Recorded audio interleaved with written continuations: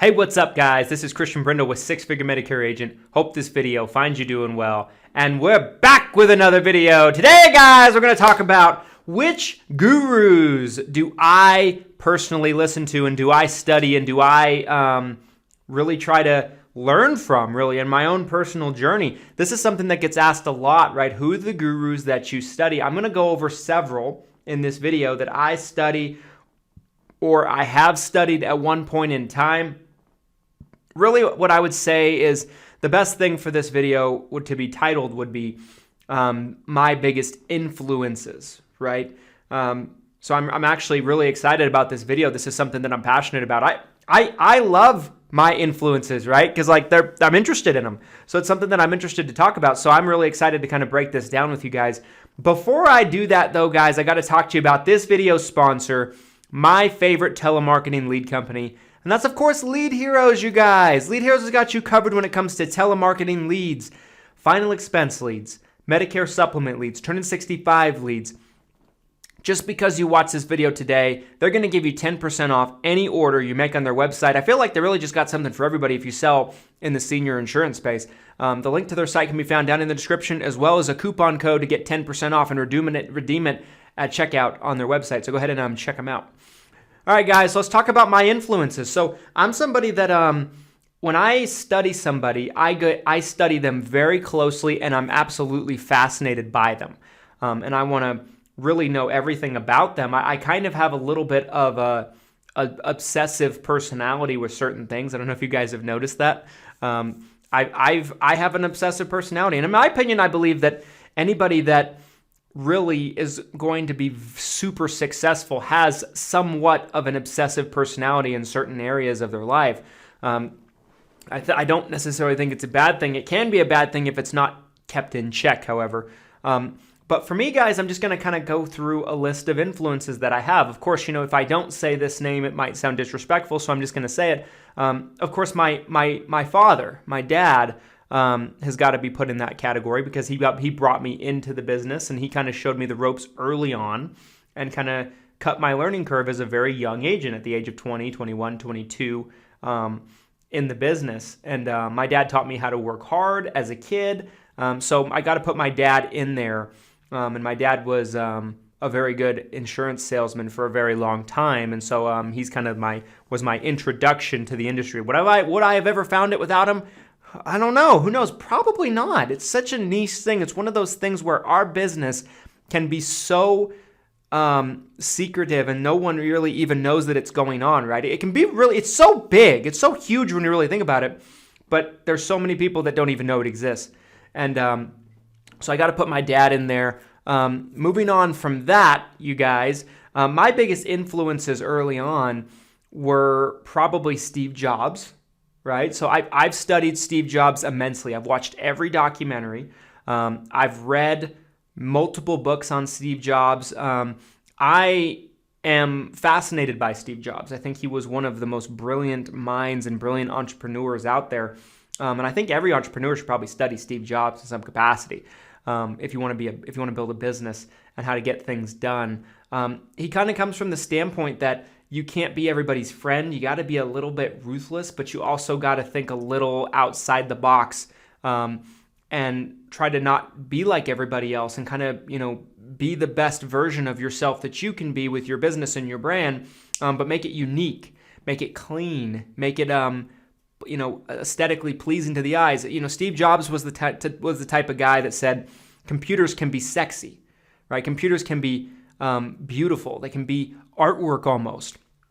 And at that point in time, everybody was like, well, no, computers are ugly. That's just what they're supposed to look like. And he was a guy that was always pushing new barriers and pushing them forward. So I have the utmost respect for Steve Jobs. Rest in peace. I have, if any of you guys that might have ever been to our office or ever seen any videos where maybe I shot in my own office, I'm actually sitting in our office right now. I'm in the video room in the back.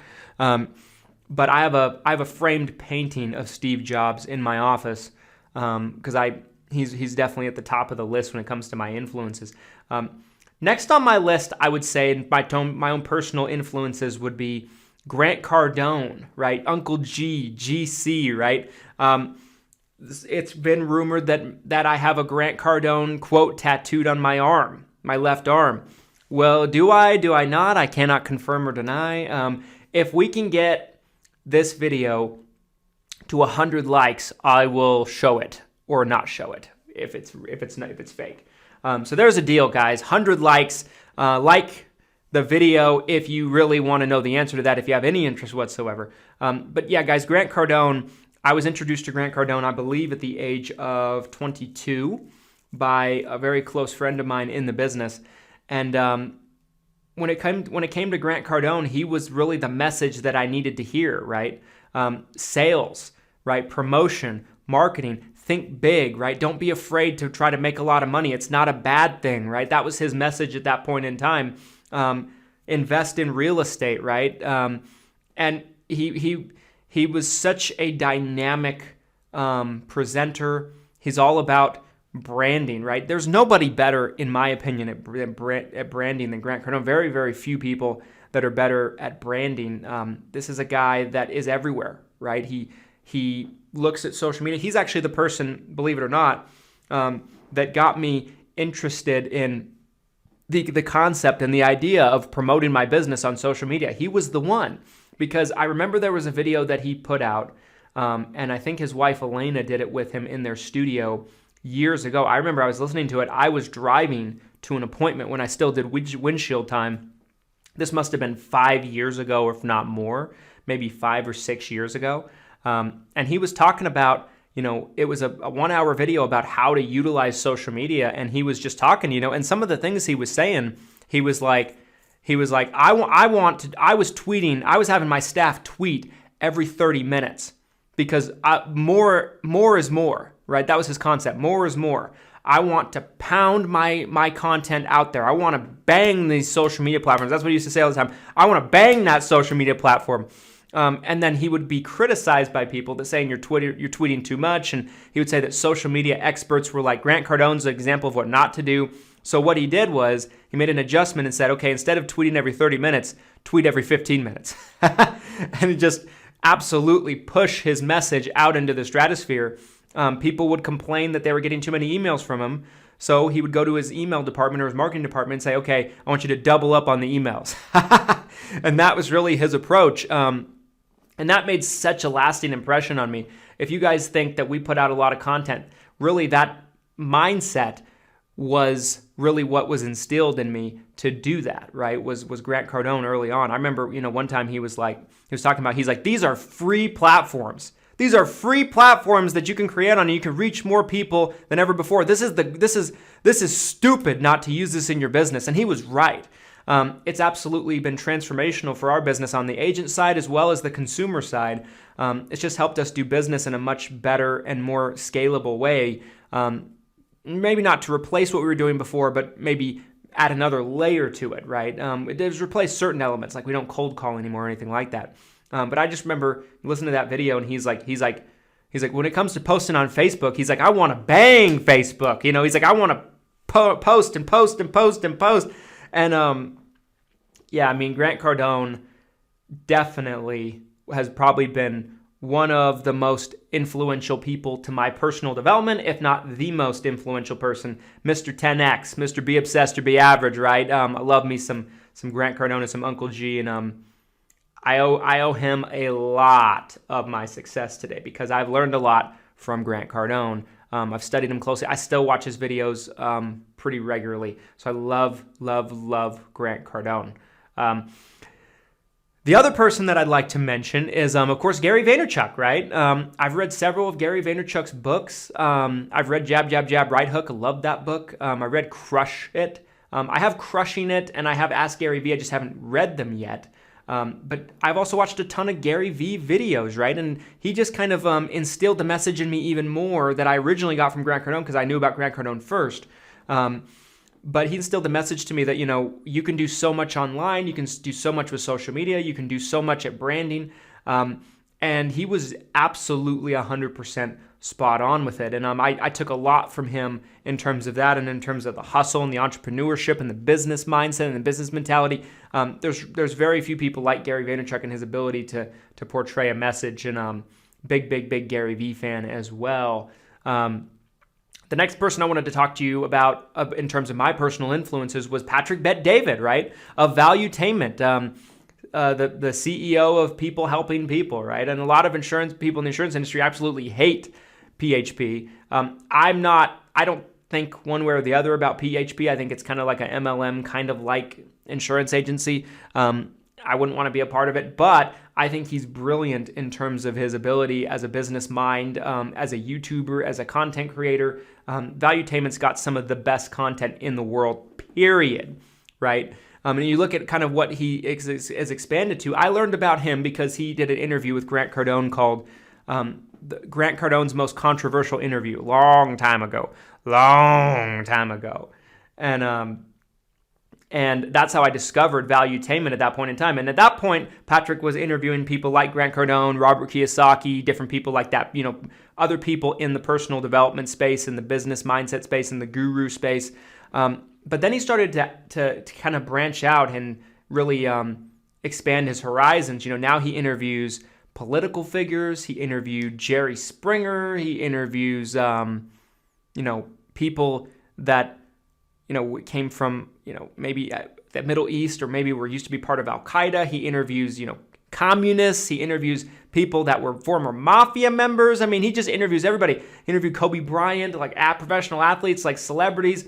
At the time of making this, I think he just went on the Joe Rogan podcast. So he's really been able to get out there and become a real household name, and really somebody that doesn't just interview business people, but interviews people. Huge, big-time people that you just never would expect a person to be able to interview. Patrick Bet-David's been able to do that. And he's been able to grow PHP and scale that business model and really get a sense of loyalty behind it. I mean, those guys are loyal, right? Whether they should or shouldn't be, they're freaking loyal. I have a lot of respect for Patrick Bet-David, and I'm a big fan of Valuetainment. And his content is so actionable and so nuts and bolts. It's not just rah-rah. I love that it's so actionable. I love that it's actual, little bit of nuts and bolts and a little bit of strategical content that you can actually take and implement into what you're doing. There's so much value in Valuetainment, and it's really blown up, and now it's got, millions of subscribers. So there's definitely that. Early on, I was influenced by Tai Lopez. I not so much anymore. He's kind of fallen off my radar a bit.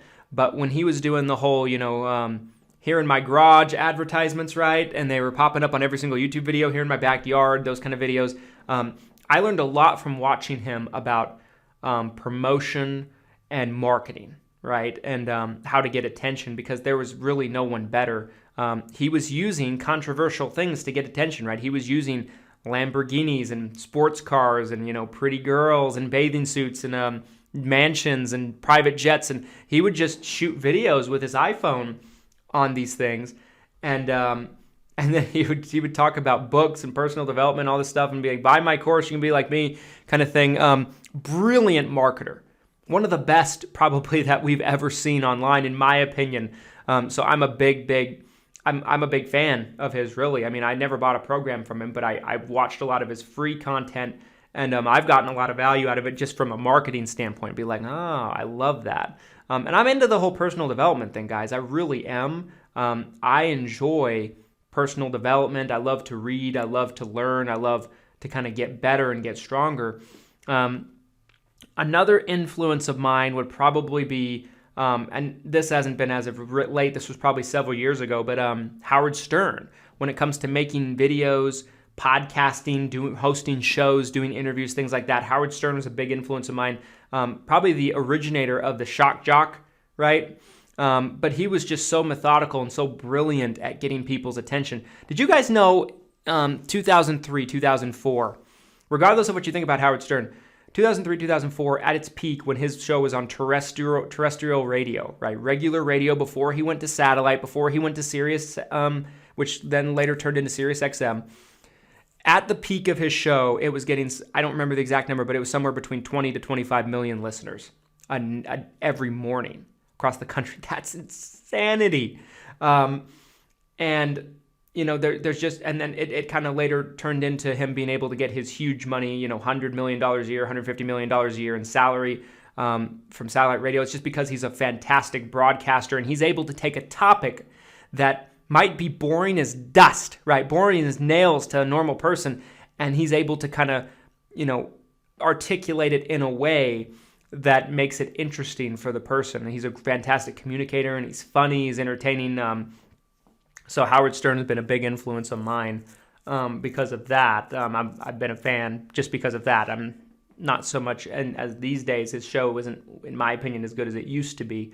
But I listened to a lot of old tapes of his show, and then I did get serious for a while so I could listen to the current show. The other person I'd say is Joe Rogan, right? Same kind of reasoning as Howard Stern. Fantastic broadcaster, but he's also interesting. And I love the idea of stretching your mind about learning more about different things. One thing I love about Joe is interested in so many different things. His interests range vastly from one thing to another, and he's just a very curious individual. And I feel like that helps him a lot in terms of being an interesting individual, because you can't get him pegged, right? Who is this guy? Is he Republican? Is he Democrat? He's a deep thinker. He's a stand-up comedian, right? He's a commentator for the UFC, right? So he's interested. He's got expertise there, and he's very interested in that. But he's also interested in like talking to people like Jordan Peterson about wage gaps and things like that. And he talks to politicians. He has this Jack Dorsey on his podcast, Elon Musk on his podcast to talk about to talk about putting microchips in people and building tunnels and flamethrowers and Tesla and SpaceX, and he's just interested in having that conversation with him just because he's just naturally curious. He'll talk. He's interested in talking about chimps and just Discovery Channel stuff. Like, he's just a very interesting, intelligent, curious person, and I feel like, in my opinion, I think that's something we should all strive to be like, because I feel like if we're interested to learn more about different things that maybe are outside of our normal bubble of things, I think anytime, someone can peg you as one thing, I think you've lost, because we're so much deeper than that as human beings. So I really enjoy Joe Rogan. There's several others, guys, but those are the probably the most notable ones of people that are my personal influences. Walt Disney's somebody I've studied and really been fascinated by. And there's definitely people in the industry, but I don't want to give them too much credit. So I won't shout any of them out too heavily. But anyway, guys, who are your influences, right? Who's influenced you in your life, in your career, in your personal life, whatever it might be? I'd love to hear about it. I'd love to kind of hear what names you guys can come up with. Drop them down in the comment section. I would enjoy that. Again, if we can get 100 likes on this video, I will either do a video where I show my Grant Cardone tattoo if I have it, or if I don't, I'll kind of leave it up to mystery for now. But anyway, guys, thanks so much for watching. Hit the notification bell after you hit the subscribe button, that is, so you're notified when we upload. And here's to your success and your abundance. Thanks, guys.